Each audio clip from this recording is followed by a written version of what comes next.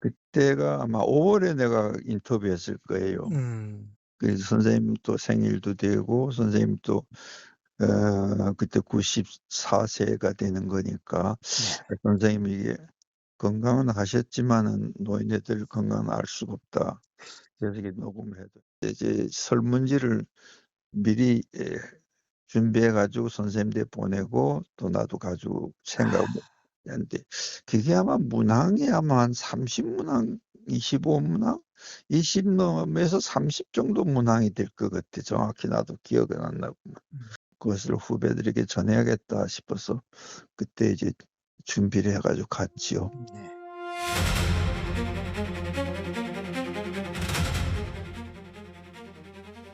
선생님은 우정이라는 글에서 사라져가는 친구들을 생각하며 친구는 나의 일부이다. 나 자신이 죽어가고 있다고 하셨습니다.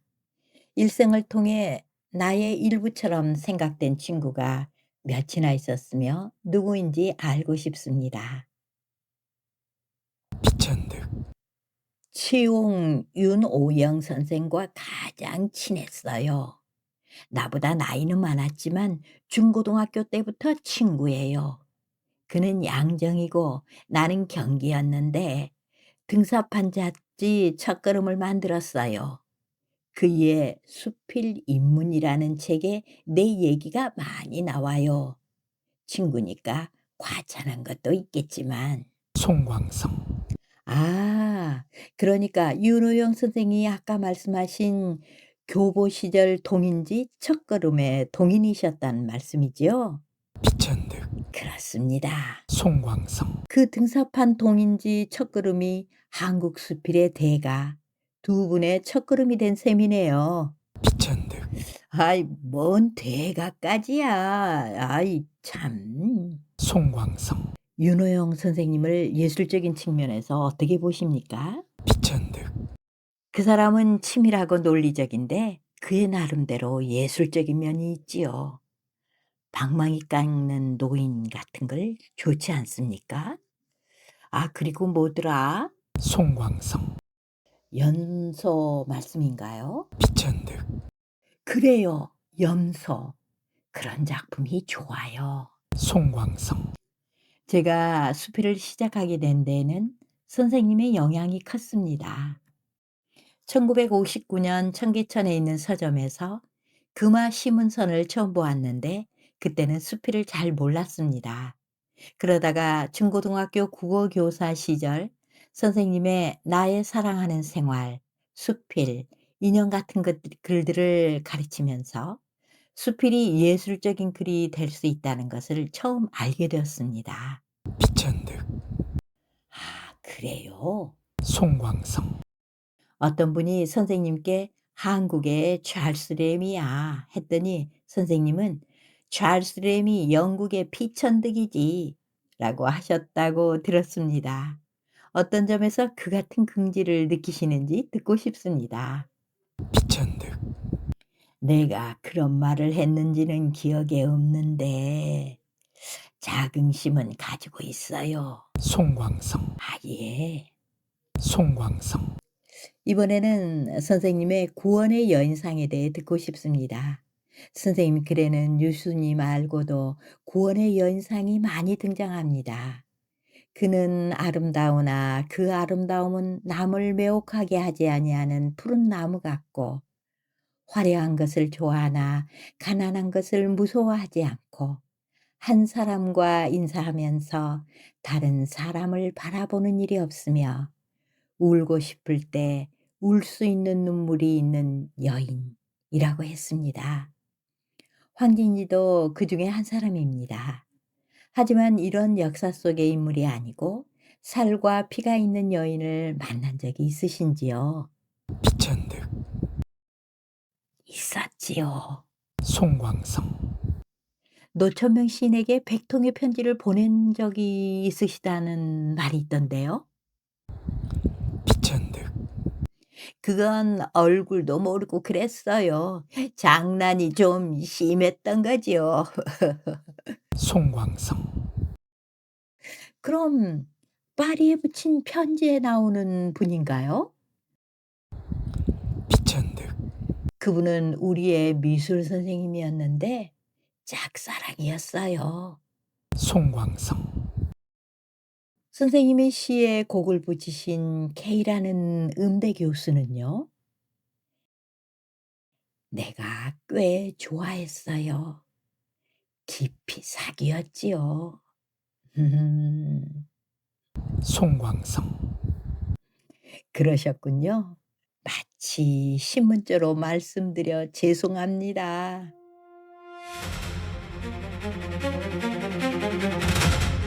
선생님의 문학은 어머니의 죽음으로부터 시작된 것 같습니다. 서머셋 mom은 서밍업에서 어머니의 죽음은 50년이 지난 지금도 아물지 않는 상처로 남아있다고 했습니다. 선생님의 생애를 통틀어서 그보다 더 아픈 경험이 있으신지요? 혹시 지금도 아물지 않는 상처로 남아 있습니까? 비천득, 그렇죠. 내 글과 관련이 있을 겁니다. 그리고 아물지 않는 상태로 남아 있지요.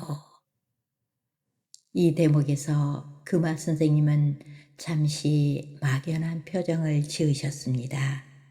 마치 10살적 어머니를 생각하시는 것 같았지요.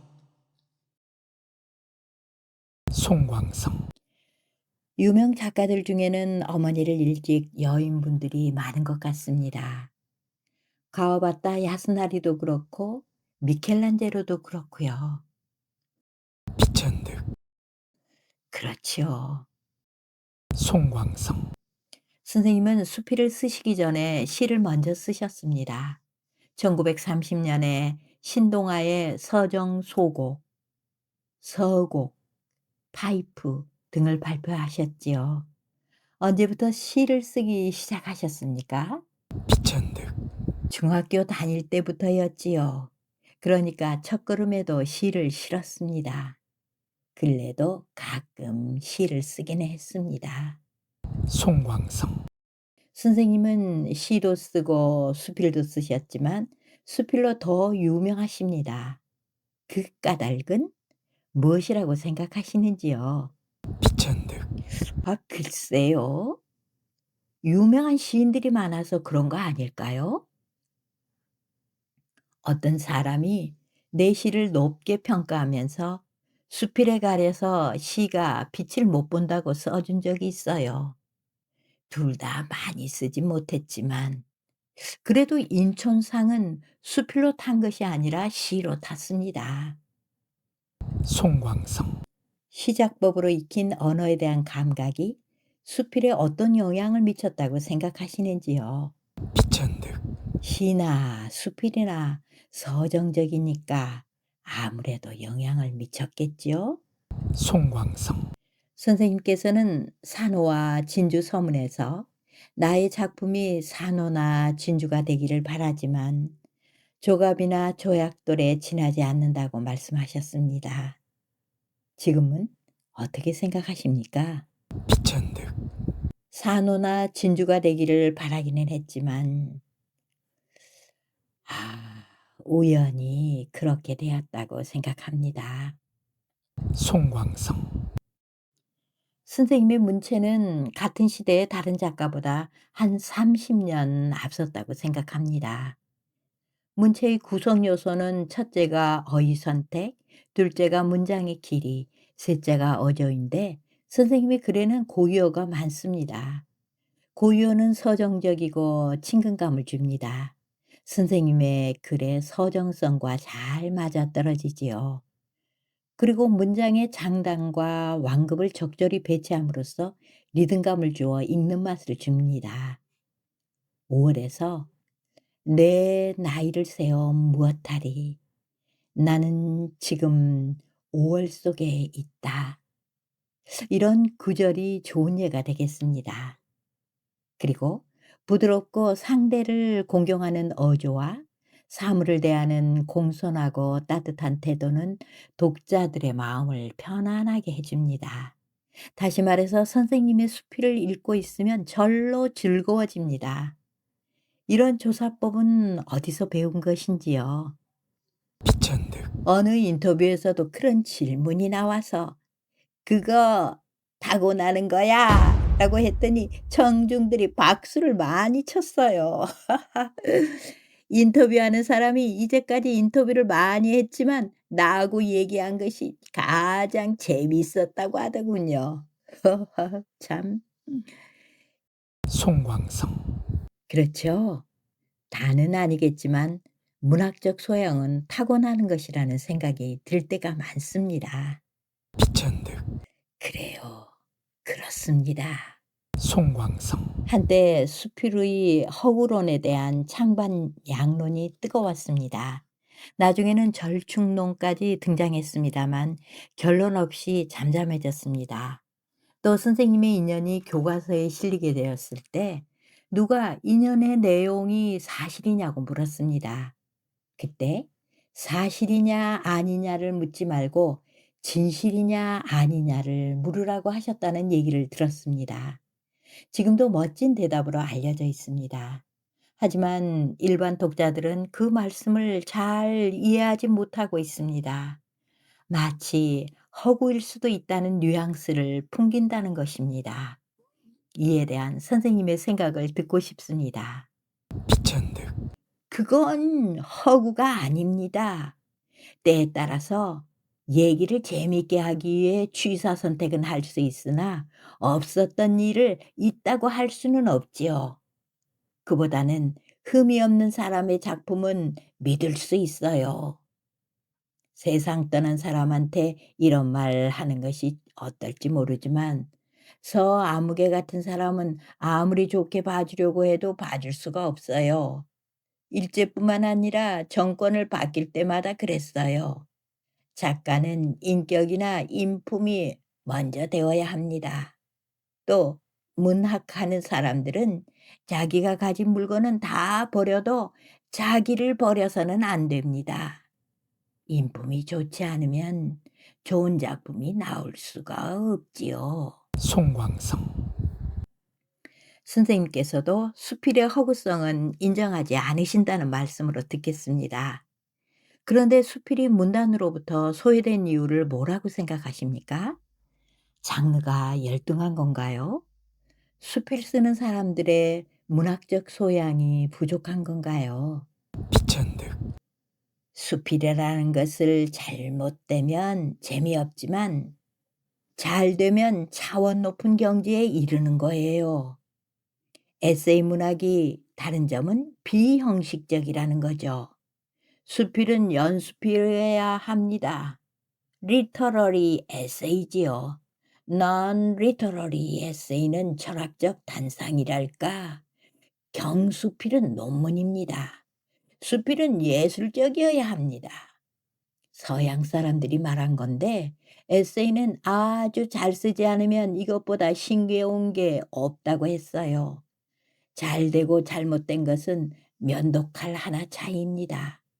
수필은 방법 없는 것이 방법이에요. 어떤 때는 기대했던 만큼 만족을 주지 못하기도 하지만 어떤 것은 갑자기 나와서 놀래게도 합니다. 글의 스타일은 쓴 사람의 인격과 언어와 생각이 혼합되어 생기는 겁니다. 송광성. 결국 수필이 소외되는 원인은 예술성 없는 수필이 양산되기 때문이라는 이야기도 되겠습니다. 그래서 에세이 문학은 수필의 예술성을 지향하는 잡지라는 모토를 내걸었습니다. 신변적 이야기가 문학성을 얻고 예술성을 획득하는 단계에 올랐을 때 수필다운 수필이 되겠지요. 언젠가 소설가 최인호 씨가 신문에서 훌륭한 소설가 5명만 있으면 한국 소설이 세계 문단에서 차지하는 비중이 클 거라고 했습니다. 수필계도 그렇지 않을까요? 비천득. 그래요. 아 참 수필공원 제호를 에세이 문학으로 언제 바꿨습니까? 송광성. 1999년 봄호부터입니다. 비천득. 그거 참 잘 바꿨다고 생각해요. 전 것은 좀 송광성. 그렇습니다.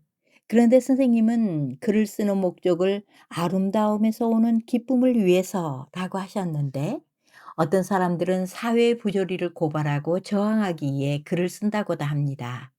다시 말해서 참여 문학이냐 아니면 순수 문학이냐 하는 이야기가 되겠습니다. 비천득 글 쓰는 사람은 적어도 사회의 부조리나 부정부패, 애국심을 이탈하는 것은 있을 수 없는 일입니다. 왜 지금 와서 친일 문학을 논하느냐고 하지만 벌을 주겠다는 것이 아니라 그건 가려내야 합니다. 불란서도 2차 대전 때 BC 정권이 불란서 국민에게 이익을 준 점도 있었으나 정산했어요. 원수를 갚자는 것이 아니라 밝힐 것은 밝혀야 합니다. 요즘같이 본인이 그것을 알면서 감춘다는 것은 문제입니다. 저는 소극적 저항밖에 못하여 떳떳한 입장은 아닙니다마는 송광성 가장 참여적인 소설이라고 평가받는 양철북의 작가 귄터 클라스는 참여 문학이라는 말은 백마를 보고 흰 백마라고 하는 것과 같다고 일축했습니다. 다시 말하자면 모든 문학 작품이 참여 문학이라는 말이기도 합니다만 아무튼 문학성을 갖지 않는 참여 문학은 곤란하지 않겠습니까? 비천득 그건 그래요. 문학이 된 다음의 이야기지요. 안 그러면 구호에 그칠 수도 있으니까요. 송광성 참여 시인 김수영이 말했지요. 현실 참여는 연단에서 소리치는 것이 아니라 당하는 자의 아픔을 표현하는 것이라고 말입니다. 비천득 그래요. 그렇게 하는 것이 호소력이 있지요. 송광성 선생님의 가장 큰 슬픔은 어려서 어머님을 여인 것이고 가장 후회되는 일은 서영 씨에게 문학을 시키지 않은 일이라고 하셨는데 가장 아쉬웠던 일은 무엇이라고 생각하시는지요? 비천득 그거 말이지요. 내가 상해 있을 때 자주 들르던 서점이 있었어요. 우치야마라고. 그런데 그 집 2층에 루신이 산다는 사실을 몰랐던 겁니다. 그때 알았더라면 꼭 찾아뵈었을 텐데 송광성 그분의 인연이 거기까지밖에 안 되었던가 봅니다. 비천득 그런 것 같아요. 아무튼 매우 아쉬운 일입니다. 송광성 마지막으로 한 가지만 더 말씀드리고 마치겠습니다. 작가마다 대표작과 특별히 애착이 가는 작품이 다른 경우가 있습니다. 선생님의 대표작이 인연이라면 제일 애착이 가는 것은 어떤 작품인가요? 비천득 그거 파리에 붙인 편지. 그래요. 그겁니다. 송광성 그러세요? 전혀 의외인데요. 집에 가서 다시 읽어보겠습니다. 선생님, 장시간 수고하셨습니다. 마지막으로 선생님의 수필 만년에서 선생님이 하신 말씀을 읽고 함께 선생님의 간절한 바람이 이루어지기를 빌겠습니다. 하늘의 별을 쳐다볼 때 내새가 있었으면 해보기도 한다. 신기한 것, 좋은 것을 볼 때 살아있다는 사실을 다행으로 생각한다. 그리고 훗날 내 글을 읽는 사람들이 있어 사랑을 하고 갔구나 하고 한숨 지어주기를 바라기도 한다.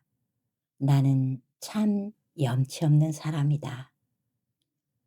훗날 선생님의 글을 읽는 사람들은 분명 선생님은 사랑하고 가셨구나 하고 생각할 겁니다. 아무도 그런 소망을 염치 없다고 생각하지 않을 겁니다. 특히 선생님은 거대 담론이 지대하던 시대에 작은 놀라움, 작은 웃음, 작은 기쁨, 그리고 작고 연약한 아름다움의 소중함을 우리들에게 가르쳐 주셨습니다. 그리고 우리말을 위해 봉사하신 업적과 한국 수필의 새 지평을 열어주신 작가로 국민들 가슴속에 오래오래 기억될 것입니다. 감사합니다. 비천득 여러 번 인터뷰를 했지만 오늘같이 길게 하고 깊이 있게 한 적은 없었어요. 오늘 내가 느낀 점이 많습니다. 이렇게까지 수필을 다각도로 생각하고 사랑하고 아끼고 그래 주신 것에 대해 새로운 발견을 했습니다.